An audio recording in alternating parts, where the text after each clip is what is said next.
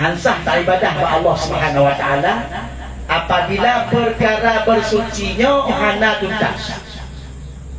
Hana gelih bersuci, maka hansah ibadah tanya menyamandang bernajis. Mungkin bak mata tanya ka bersih, tapi gerong suci bak syariat. Bersih ka bersih, ka gelih, tapi hana suci lah menurut syariat. Contoh juga hana suci menurut syariat. Dalam masjid rut cicak. Nyo kata masjid lagi nya dino. Mandu masjid na cicak leh pada cicak. Ada naung pelara ada hana.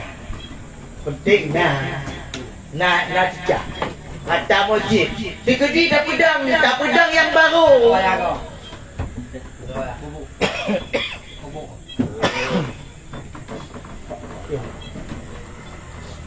Digedi dah pedang yang baru masjid.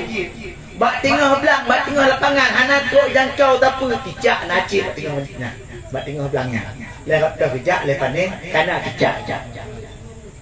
Contoh ji hotel pegak dan bawa belang. Bak tengah belang. Tapi nak cicak jambunya.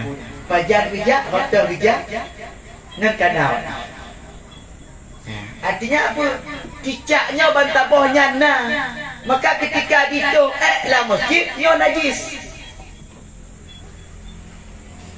Maka najisnya apabila tak persuci lagi tanya tak persuci masjidnya menyohana ilmi hang suci masjidnya. Pak bukti hang suci.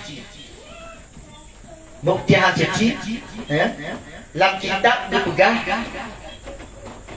air yang sedikit apabila bertemu dengan najis, air yang sedikit itu berubah menjadi air najis. Yang bacut, yang hantuh dua kulah, yang ngepenan yang sedikit. Tapi punya itu dua kulah, inya ngepenan banyak. Maka air yang sedikit tersebut, apabila bertemu tepeh dengan najis, inya najis hamna pula hukum jika najis. Air yang sedikit ini berubah hukumnya menjadi air najis. Air yang sedikit ini berubah hukumnya menjadi air najis. Naik cicak pak lantai. Cicak ini tak bawa gayu. Tak kah? Anak kon cicak pada najis. Cicak kajelah najis. Air yang sedikitnya apabila dipeng dengan najis, air sedikit ini menjadi air najis. Ubena i yang ke pak lantainya tinya i najis mendungnya. Nyo persoalan ni kita nyo.